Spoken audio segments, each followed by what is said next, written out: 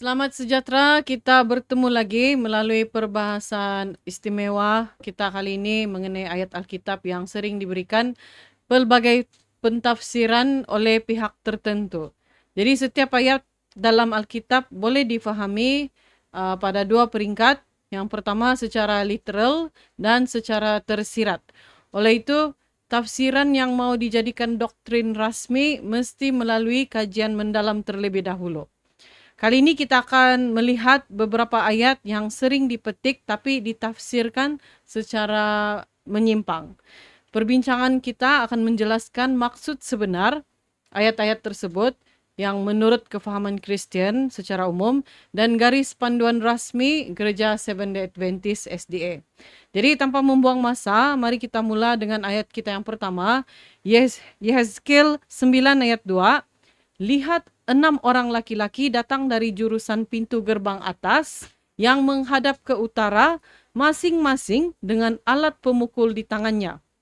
Dan 1 orang di antara mereka berpakaian linen dan di sisinya terdapat suatu alat penulis.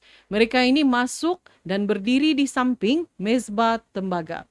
Bagaimanakah ayat ini disalah tafsir dan bagaimanakah sebenarnya tafsiran yang betul? Oke, salah satu cara mentafsir Yehezkiel 9 ayat 2 adalah oleh satu gerakan offshoot dari gereja Seventh-day Adventist yang menganggap nubuatan ini sebagai literal yang menggambarkan hukuman fisikal ke atas umat Tuhan yang tidak setia di dalam gereja sebelum masa kesusahan besar. Mereka percaya bahwa 6 orang yang datang dari pintu gerbang atas menuju utara melambangkan 6 malaikat pembawa hukuman yang akan melaksanakan pembunuhan terhadap orang berdosa di antara umat Tuhan. Bermula di tempat kudus, yaitu yang mereka percayai sebagai gereja Seventh-day Adventist. Seorang yang berpakaian lenan dengan alat penulis di pinggang ditafsirkan sebagai Kristus atau utusan surgawi yang menandai orang-orang yang berkeluh kesah dan menangis atas dosa di tengah umat. Bagi kumpulan offshoot ini, tanda ini adalah pemisahan rohani yang berlaku sebelum pekerjaan Injil kepada dunia dilanjutkan. Mereka menegaskan bahwa peristiwa Yehezkiel 9 adalah literal, bukan simbolik semata-mata. Dan ia berlaku di dalam gereja SDA, bukan di luar. Mereka melihatnya sebagai penyucian atas gereja yang terakhir, di mana hanya yang setia akan kekal untuk melanjutkan pekerjaan perkabaran akhir kepada bangsa-bangsa. Tafsiran ini digunakan untuk mengkritik keadaan rohani gereja dan menyuruh anggota supaya bertobat sebelum penghakiman literal itu terjadi. Oke, sebenarnya gereja Seventh-day Adventist memahami Yehezkiel 9 ayat 2 itu secara simbolik sebagai satu gambaran penghakiman Tuhan terhadap dosa di antara umatnya sendiri. 6 orang dengan senjata pemusnah melambangkan kuasa malaikat pelaksana hukuman, manakala seorang berpakaian linen dengan alat penulis di pinggang melambangkan Kristus atau malaikat yang menandai mereka yang setia, yaitu yang berkeluh kesah dan menangis karena kejahatan di tengah umat. Ini di dalam ayat 4 Yehezkiel pasal 9.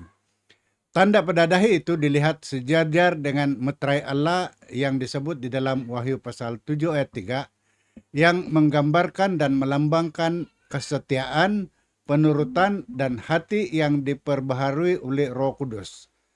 Ellen White menegaskan tanda itu adalah penetapan kesetiaan yang sejati dan diberikan hanya kepada mereka yang berkeluh kesah dan menangis karena semua kekejian yang dilakukan di tengah-tengah mereka yang mengaku umat Tuhan. Jadi bagi Adventist, nubuatan ini bukan pembunuhan literal, tetapi amaran rohani tentang pemisahan akhir antara yang setia dan yang tidak setia dalam pemeriksaan penghakiman atau investigative judgment sebelum kedatangan Kristus. Jadi Ellen White terus berkata, penghakiman Tuhan akan bermula di tempat kudus dan tidak seorang pun akan lolos kecuali mereka yang telah memelihara jiwanya daripada kejahatan. Jadi pendek kata ini adalah nubuatan dan bukanlah satu keadaan yang terjadi secara literal. Ayat yang seterusnya yang kita lihat yang juga dikaitkan dengan Yehezkiel 9 ayat 2 ialah 1 Petrus 4 ayat 17 yang berbunyi, "Kerana sekarang ini telah tiba saatnya penghakiman dimulai, dan pada rumah Allah sendiri yang harus pertama-tama dihakimi. Dan jika penghakiman itu dimulai pada kita, bagaimanakah kesudahannya dengan mereka yang tidak percaya pada Injil Allah?" Jadi mari kita lihat dua pandangan berbeza yang diberikan ke atas ayat ini. Baiklah, salah satu tafsiran ke atas 1 Petrus 4 ayat 17 yang sudah mulai menyusup masuk ke dalam gereja ialah mentafsir nubuatan ini juga sebagai nubuatan literal tentang pembersihan gereja Tuhan sebelum pekerjaan Injil diselesaikan kepada dunia itu sendiri. Mereka menegaskan bahwa rumah Allah merujuk khusus kepada gereja Seventh-day Adventist pada zaman akhir. Bagi mereka ayat ini berkait rapat dengan Yehezkiel 9 yang baru saja kita bahas sebentar tadi, di mana penghakiman bermula dengan hukuman fisikal ke atas anggota yang tidak setia. Menurut tafsiran mereka ini, penghakiman yang dimaksudkan di sini bukan sekadar satu penyiasatan rohani, tetapi pemusnahan literal orang berdosa di dalam gereja, yang menurut mereka adalah suam-suam kuku, di mana kita boleh rujuk di dalam Wahyu 7 ayat 14. Mereka percaya bahwa Tuhan tidak akan mengutus perkabaran amaran terakhir kepada dunia sebelum membersihkan gerejanya, yaitu gereja SDA, daripada kemurtadan. Proses ini mereka sebut sebagai penuaian gereja yang berlaku sebelum penuaian dunia. Jadi ada dua penuaian. Untuk itu kita boleh melihat sebagai perbandingan di dalam Matius 13 ayat 30 dan juga 41. Mereka menegaskan bahwa hanya anggota yang berkeluh kesah dan menangis atas dosa dalam gereja yang kita boleh baca di dalam Yehezkiel 9 ayat 4 yang akan selamat melalui penghakiman ini dan dipelihara untuk menyelesaikan pekerjaan misi akhir. Pentafsiran ini digunakan untuk memberi amaran keras bahwa masa penghakiman di rumah Allah hampir tiba dan setiap anggota mesti bertaubat sepenuhnya sebelum ia berlaku secara literal di bumi.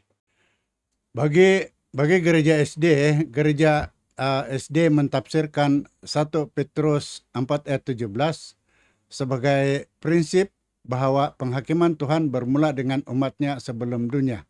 Rumah Allah merujuk kepada mereka yang mengaku percaya kepadanya, tidak kira gereja mana. 1 Korintus 3 ayat 16 berkata bahwa tubuh kita adalah rumah Allah, dan ayat 17 berkata jika ada orang yang membinasakan bait Allah, maka Allah akan membinasakan dia.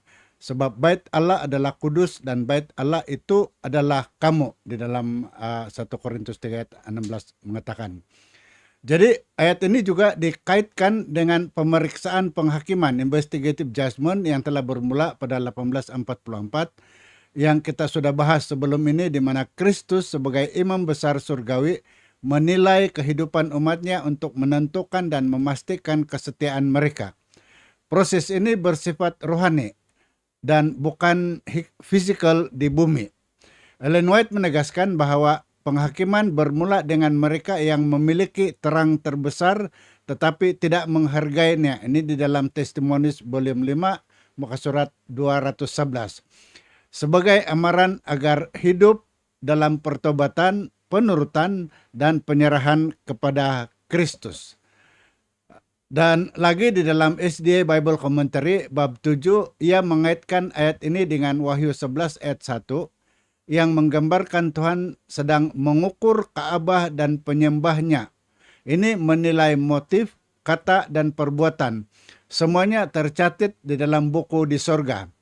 Dalam The Great Controversy bab 28, di dalam bab Facing Life's Record, urutan penghakiman bermula dengan umat Tuhan menentukan sama ada nama mereka akan kekal atau dihapuskan dari kitab kehidupan. Jadi ciri-ciri umat yang selamat adalah hati yang hancur lebur atas dosa dan kesetiaan sejati, seperti gambaran mengeluh dan menangis di dalam Yehezkiel 9. Jadi setelah penghakiman ini selesai, masa belas kasihan atau pintu kasihan bagi dunia berakhir, menandakan perlunya persiapan rohani segera sebelum kedatangan Kristus kedua kali. Jadi di sini masa pintu kasihan berakhir, artinya ini berlaku hanya sekali dan serentak bagi seluruh dunia.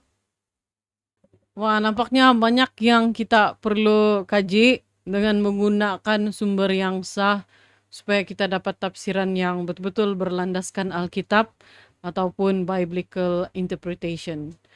Oke, jadi baiklah. Ayat terakhir yang kita coba untuk tangani pada kesempatan kita pada kali ini ialah dalam Daniel 2 ayat 44. Tetapi pada zaman raja-raja, Allah semesta langit akan mendirikan suatu kerajaan yang tidak akan binasa sampai selama-lamanya. Dan kekuasaan tidak akan beralih lagi kepada bangsa lain. Kerajaan itu akan meremukkan segala kerajaan dan menghabisinya. Tetapi kerajaan itu sendiri akan tetap untuk selama-lamanya.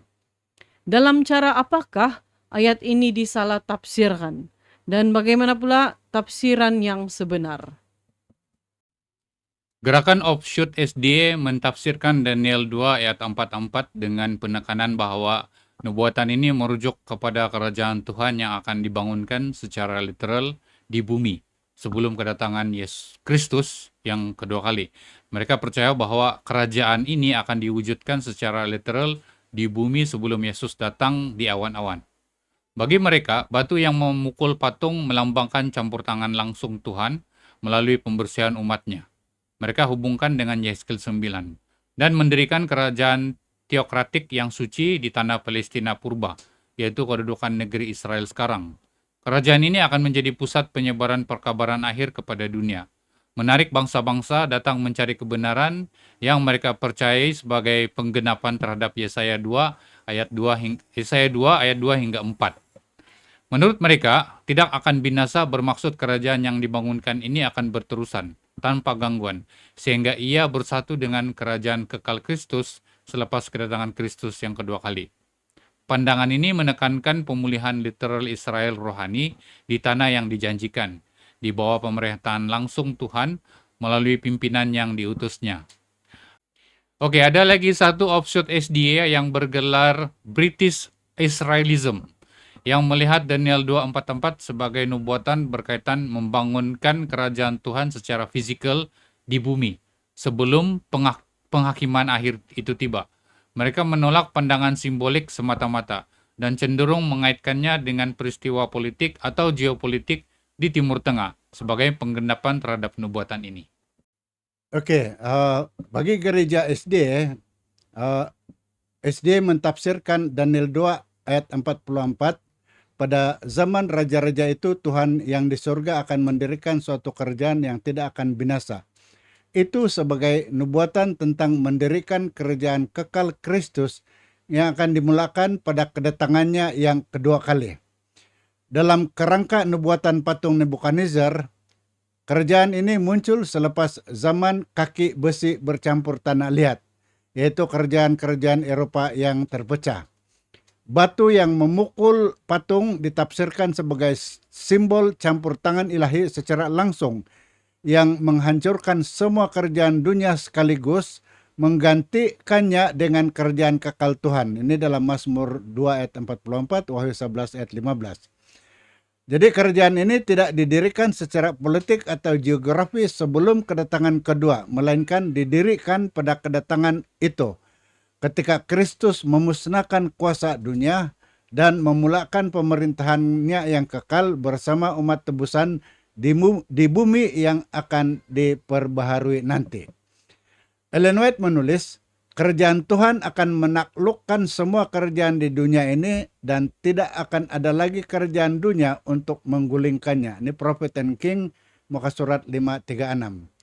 Jadi tafsiran SD menolak pandangan bahwa Daniel 2 ayat 44 menggambarkan kerajaan literal di bumi sebelum kedatangan kedua. Bagi Adventist, kerajaan ini adalah klimaks sejarah rencana keselamatan, penggenapan ke atas doa Yesus yang berbunyi, datanglah kerajaanmu di dalam doa Tuhan Yesus Matius 6 ayat 10, yang akan diwujudkan sepenuhnya selepas penghakiman dan pemusnahan dosa. Batu yang menjadi gunung besar melambangkan pemerintahan kekal Kristus yang mencakup seluruh bumi baru di mana umatnya akan memerintah bersamanya untuk selama-lamanya. Oke, jadi perbahasan kita mengenai Yehezkiel 9 ayat 2, Daniel 2 ayat 44, dan 1 Petrus 4 ayat 17 telah menyoroti perbezaan asas antara tafsiran beberapa gerakan offshore SDA dan tafsiran rasmi gereja SDA. Jadi kita telah melihat bagaimana pandangan non-SDA cenderung melihat kerajaan Tuhan dalam Daniel 2 ayat 44 sebagai entiti literal di bumi sebelum kedatangan kedua. Jadi ini berkait rapat dengan pembaharuan fizikal Israel rohani. Sebaliknya, tafsiran SDA menekankan penggenapan penuh pada kedatangan Kristus yang kedua kali, di mana kerajaannya yang kekal menggantikan semua kerajaan dunia dan diwujudkan di bumi yang baru. Jadi apapun, kedua-dua pihak menekankan kesetiaan umat Tuhan sebagai syarat untuk menjadi sebahagian daripada kerajaan itu. Tapi perbezaannya terletak pada masa dan sifat penggenapannya. Jadi untuk mengakhiri, mari kita lihat kembali ringkasan daripada apa yang telah dibahaskan oleh kita punya pembahas pada hari ini. Seperti mana yang kita sudah lihat dan dengar tadi, pandangan oleh gerakan offshoot terhadap Daniel 2 ayat 44 menggambarkan pendirian kerajaan Tuhan yang nyata dan literal di bumi sebelum kedatangan kedua, yaitu Kristus.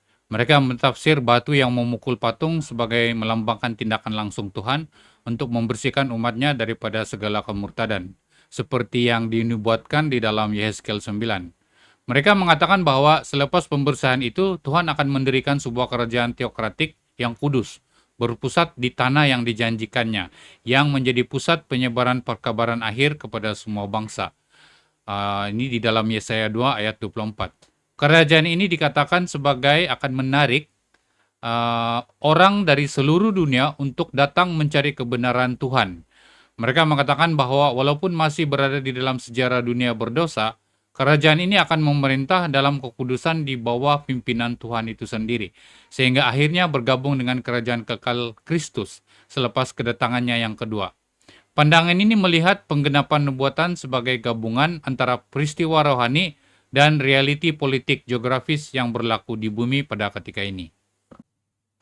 Namun apapun, pandangan rasmi SDA mentafsirkan Daniel 2 ayat 44 sebagai janji membangunkan kerajaan kekal Kristus yang akan didirikan sepenuhnya pada kedatangan Yesus yang kedua kali.